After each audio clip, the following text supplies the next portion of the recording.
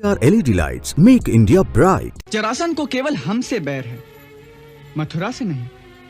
इसलिए जब तक हम यहाँ रहेंगे, वो किसी ना किसी बहाने से आक्रमण करता रहेगा।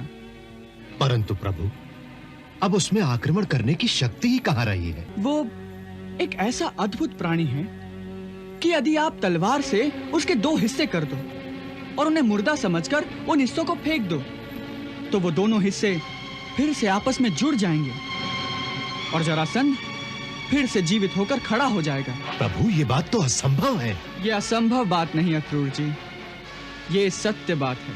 वास्तव में उसका शरीर एक तांत्रिक माया से जुड़ा हुआ है। ये कैसी विचित्र बात कर रहे हो कन्हैया?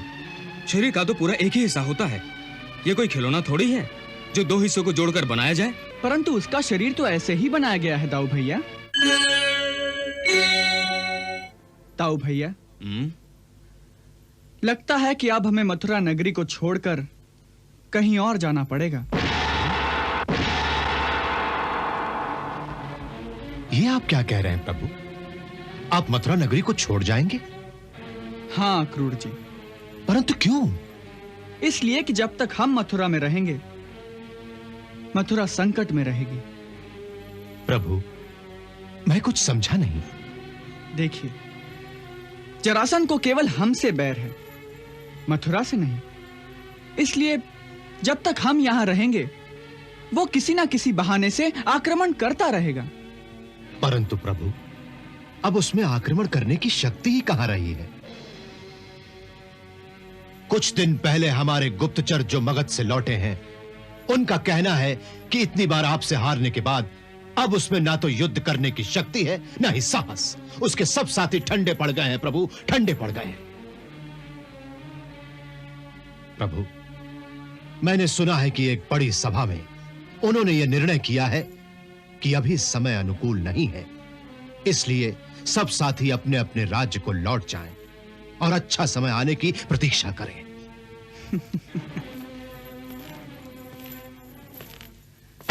अर्थात उन्होंने युद्ध का त्याग करने की बात नहीं की है, केवल परिस्थिति के बदलने की बात की है।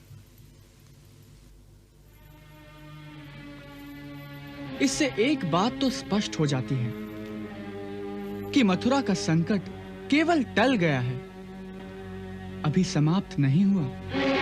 मैं तुमसे सहमत नहीं हूं कन्हैया। मैं तो समझता हूं कि अब जरासंध के सारे साथी तितर बितर हो रहे हैं, जिससे उनकी शक्ति जो संगठित थी वो बिखर गई है।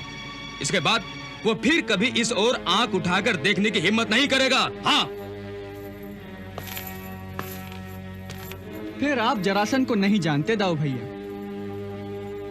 वो एक ऐसा अद्भुत प्राणी है कि यदि आप तलवार से उसके दो हिस्से कर दो और उन्हें मुर्दा समझकर उन हिस्सों को फेंक दो, तो वो दोनों हिस्से फिर से आपस में जुड़ जाएंगे और जरासंध फिर से जीवित होकर खड़ा हो जाएगा।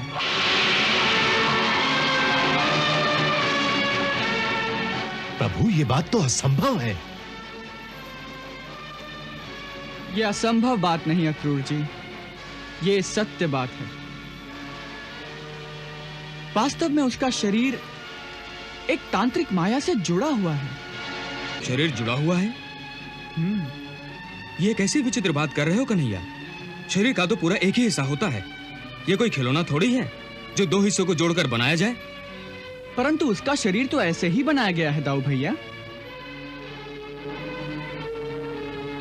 वास्तव में ये एक विचित्र घटना है। उसके पिता महाराज वृद्धरथ की दो पत्नियां थीं। छोटी के संतान थी, परंतु बड़ी रानी के संतान नहीं थी। इसलिए वो दोनों पति पत्नी संतान प्राप्ति के लिए साधु महात्माओं की बहुत सेवा किया करते थे। एक बार एक परम सिद्ध ऋषि ने उनकी सेवा से प्रसन्न होकर उन्हें एक फल दिया। ओम क्लीं ऐं ह्रीं श्रीं नमो भगवती संतान कामेश्वरी गर्भ विरोधम निरासय निरासय सम्यक शीघ्रं संतानम उत्पादय उत्पादय स्वाहा।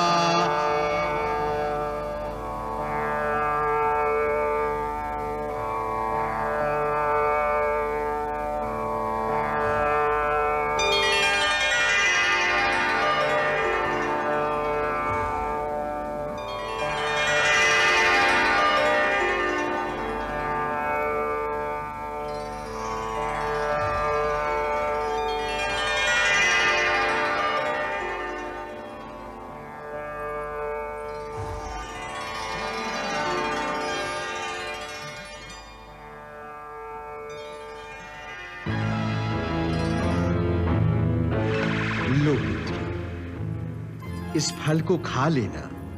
प्रभु की कृपा से तुम्हें एक बड़े पराक्रमी पुत्र की प्राप्ति होगी।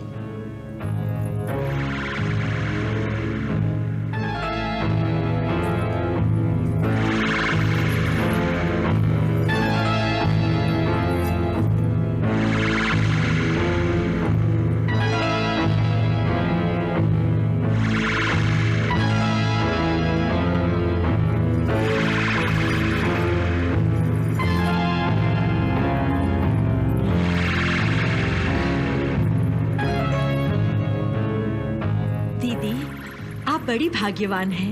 भगवान करे जैसा महर्षि ने कहा है वैसा ही प्रतापी पुत्र आपके यहाँ जन्म ले।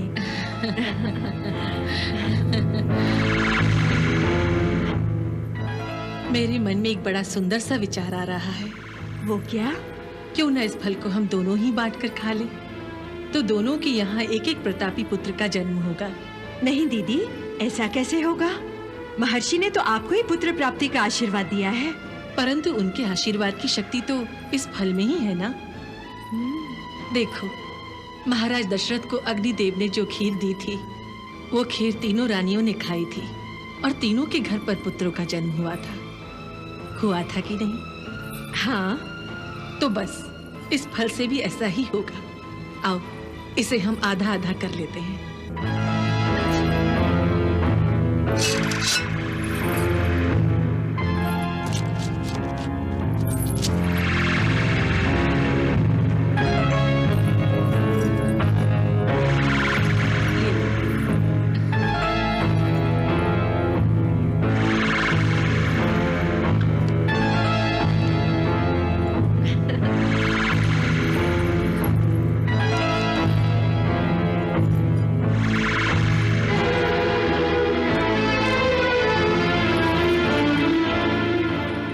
उस अभिमंत्रित फल के प्रभाव से दोनों रानियां गर्भवती हो गई। परंतु 10वें महीने में एक बड़ी विचित्र घटना घटी। जब रानियों के गर्भ से बालक उत्पन्न हुए तो उन दोनों के शरीर आधे आधे थे। ऐसा लगता था जैसे किसी ने तलवार से एक बालक को 2 हिस्सों में काट दिया हो।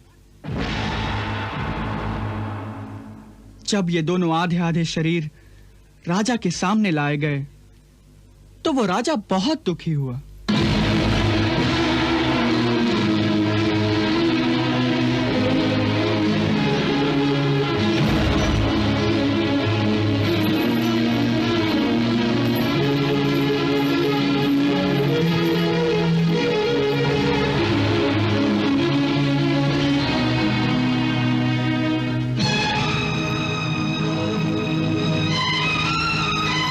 मुझे ये क्यों दिखाने लाए हो? क्या करूं मैं इन 2 टुकड़ों का? ले जाओ और फेंक दो किसी जंगल में इन्हें, ताकि किसी जंगली जानवर का तो पेट भर जाए इनसे। हाँ। महाराज की आज्ञा अनुसार सेवकों ने उन दोनों अर्ध शरीरों को ले जाकर वन में फेंक दिया।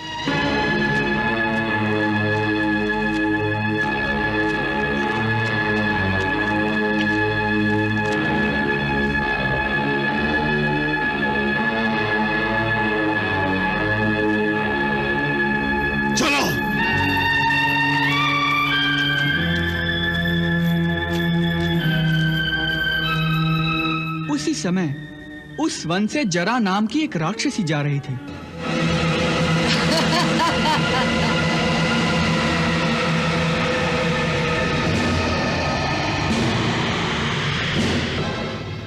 उसकी दृष्टि उन दोनों अर्ध शरीरों पर पड़ी और उसने उन्हें उठा लिया।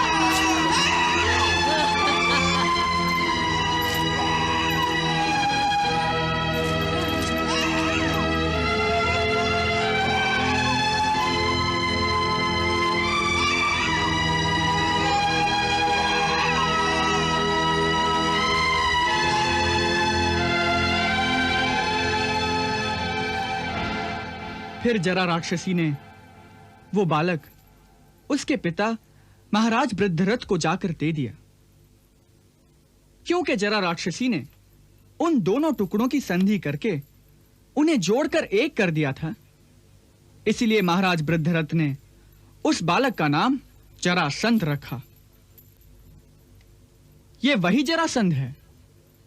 इसके आज भी अगर दो टुकड़े कर दो तो वो दोनों टुकड़े तत्काल फिर से आपस में जुड़ जाएंगे और जरासंध फिर से लड़ने के लिए तैयार हो जाएगा। इसीलिए मैं कहता हूं कि जब तक जरासंध है, मथुरा का संकट समाप्त नहीं होगा।